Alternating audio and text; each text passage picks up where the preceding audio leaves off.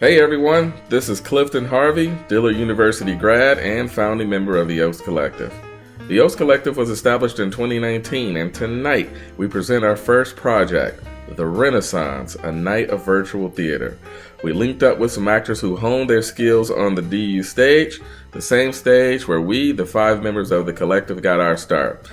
And now, we present to you performances of various monologues from classic works of Black art.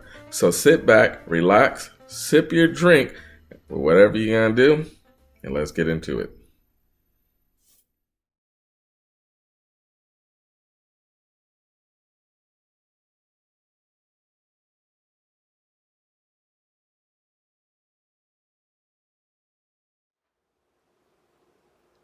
That's right.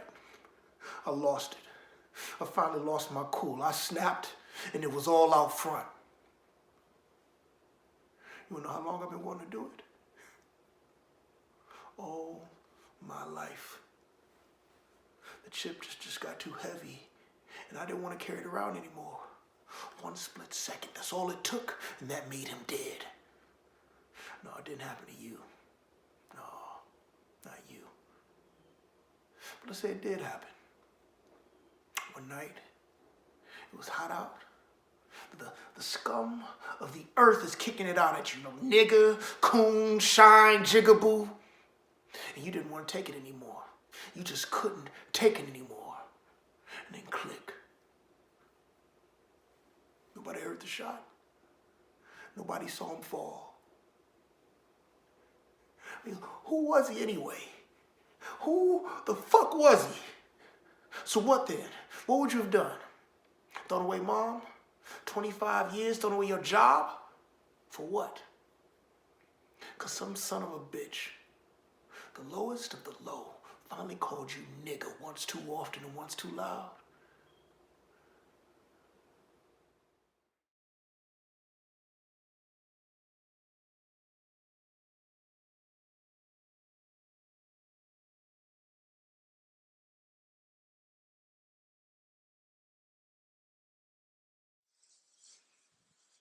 When they sold my first baby off the place, I couldn't breathe for 3 days.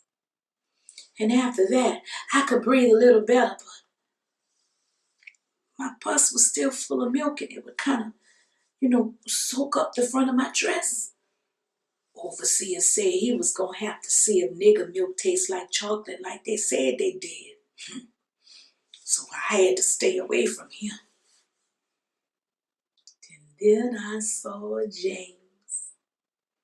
I told him they sold the baby off. He already knew. He had had 20 sold off the plantation by that time, and he never got to see not one of them. So I promised him the next time they put us together, I was going to let him at least see one, just his face.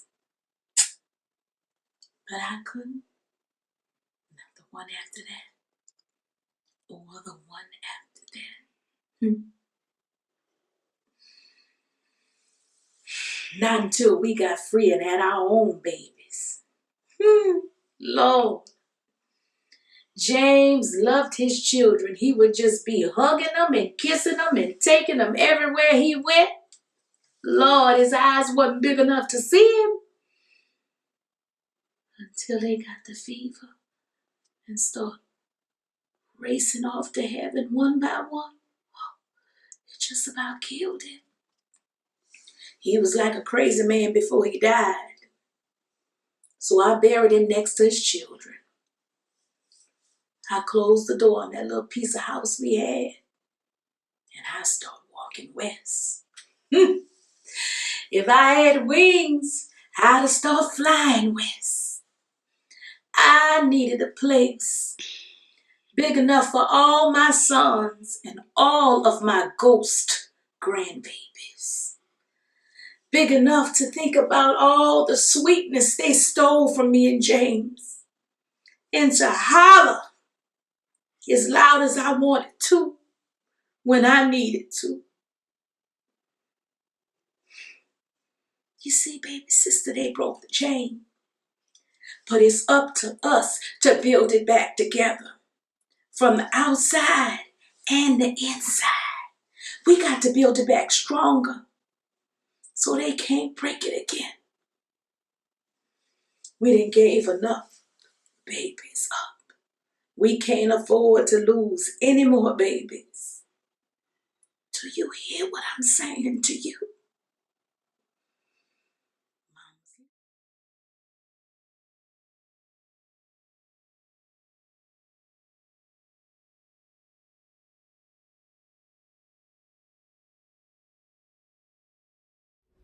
I got enough on my hands with Maretha.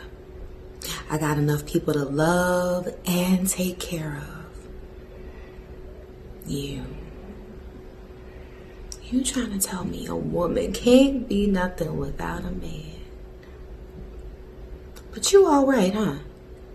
You can just walk out of here without me, without a woman, and still be a man, huh? That's all right. Is anybody gonna ask you, Avery, who you got to love you? Oh, but everybody's gonna be worried about Bernice. I wonder how Bernice is gonna take care of herself. I wonder how she gonna raise a child without a man. I wonder what she do with herself. How's she gonna live like that? Everybody got all kinds of questions for Bernice. Everybody telling me I can't be a woman unless I got a man. Well, you tell me, Avery. You know. How much woman am I?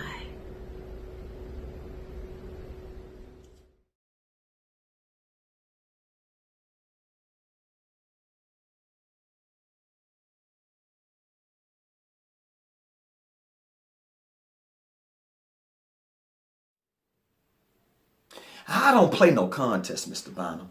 Had a white fella cured me of that, I ain't been nowhere near a contest since. I was sitting at home, just about to sit down and get something to eat, when somebody come up to my house and got me. Told me there was a white fella, say he was gonna give a prize to the best guitar player he can find. I take up my guitar and go on down there. Somebody had gone up and got Bobo Smith. Brought him down there. Him and another fella called Hooter. Oh, Hooter couldn't play no guitar. He do more hollering than playing. Bobo, he can go at it a while. This white fella standing there say he was gonna get a prize. So me and Bobo started playing for him.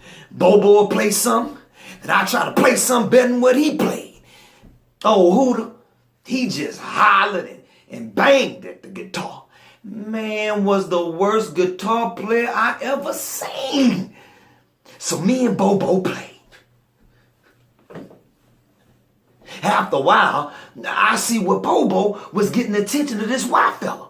He was playing something, but while he was playing it, he slapped on side the guitar. And that made it sound like he was playing more than he was. So I started doing it too.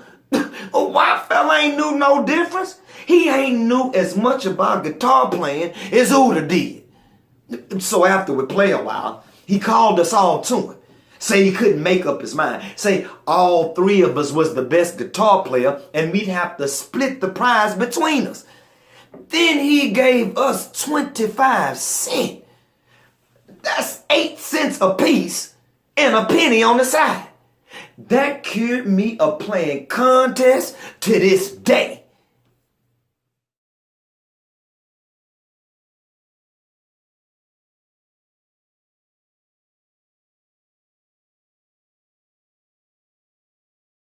The other day I went up on a hill to see my little boy. And when I took him on a ride, he asked me where all the people were going. I said they were going to work, they were going to the store, coming back from the store, going home. And then I took him down by the river and he asked me about the water, the weeds, the boats, everything. I just wanted to hit him one time just to shut him up. And then I realized that he was just a dark little boy realizing for the first time that there were things in this world like trees and stones. So I took him home and watched him fall asleep. And then I took his mother. and I put her in the bed. And I just laid there. And I watched her call me all types of dirty motherfuckers. And once she got that out of her system, I grabbed her by the shoulders. I slid between her thighs, and we began that sweet rolling. And we began that screaming like we were the last pieces of love on earth. We lay there, talking softly in the air.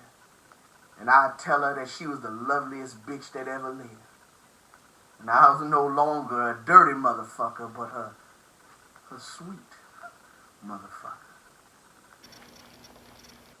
I sat there on the edge of that bed, trying to push myself out and in that room at the same time. And then she dug her fingernails into my shoulders and she said, "Will you marry me and be a father to your son?" I tried to get away from her, but she dug her fingernails into me even more, and I said, I struck her, all right? I struck her with this hand. I said, "Yes! Yes, bitch, I'll marry you!" Her face is a bloody mess. And I sat there and I got dressed, and I ran right out that room, down those stairs and into the street. And I had to deal with the fact that now I gotta walk around on Sundays with a little boy who one day might grow up and blow my head off. I've been kind. I was born in a pool of blood the day that I was born. And I've kissed babies just for the mere fact that they were babies. And I've been kind. You know, the last time that I felt like this,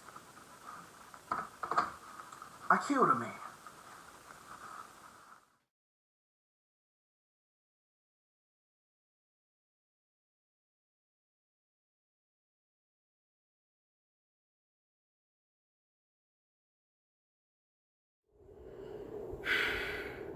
I don't trust none of these men.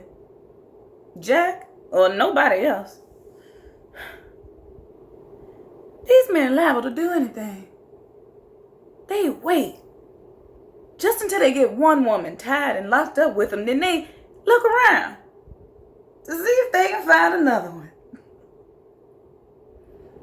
Molly don't pay him no mind. One's just as good as the other, if you ask me. I ain't never met one that meant nobody no good. These men make all these babies, then run off and leave you to take care of them, talking about they want to see what's on the other side of the hill. I make sure I don't make me no babies. My mama taught me how to do that. Molly Cunningham ain't gonna be tied down with no babies.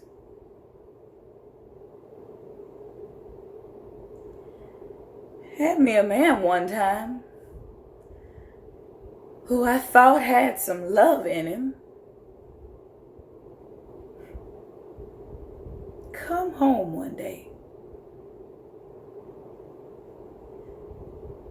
and he was packing his trunk. Told me the time come when even the best of friends must part. Say he was gonna send me a special delivery some old day. I watched him out the window when he carried that trunk down to the train station. Said if he was gonna send me a special delivery, I wasn't gonna be there to get it. Found out the hard way that the harder you try to hold on to him, the easier it is for some gal to pull him away. Molly done learned that the hard way. That's why I don't trust nobody but the good Lord above. And why I don't love nobody but my mama.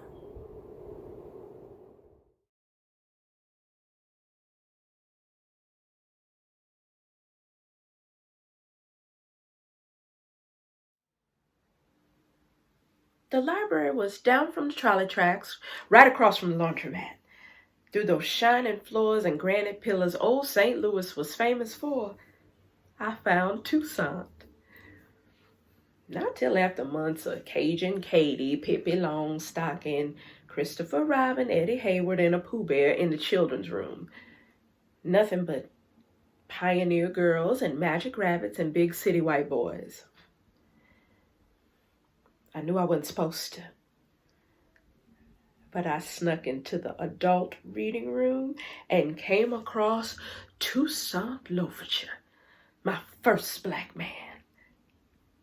I didn't count George Washington Carver because I don't like peanuts. Still, Toussaint Louverture was a black man, a Negro, like my mama say, who refused to be a slave. And he spoke French, and he didn't allow no white man to tell him nothing. Not Napoleon, not Maximilian, not Robespierre. Toussaint Louverture was the beginning of reality for me. In the summer contest for who colored child could read 15 books in 3 weeks, I won and raved about Toussaint Louverture at the afternoon ceremony. Was disqualified because Toussaint belonged in the adult reading room. And I cried. Carried dead Toussaint home with me in the book. He was dead and living to me. Because Toussaint and them, they held the citadel against the French.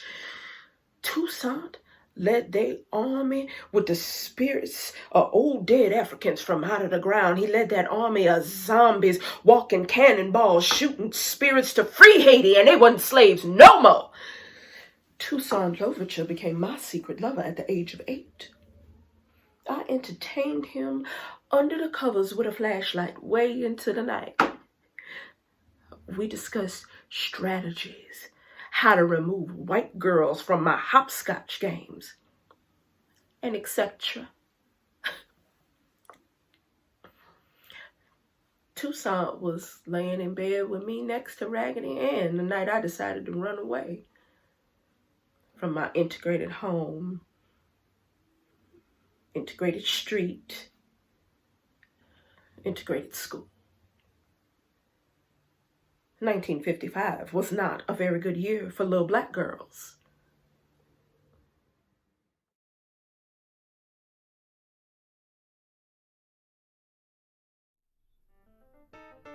Thanks for watching. We hope you enjoyed the performances.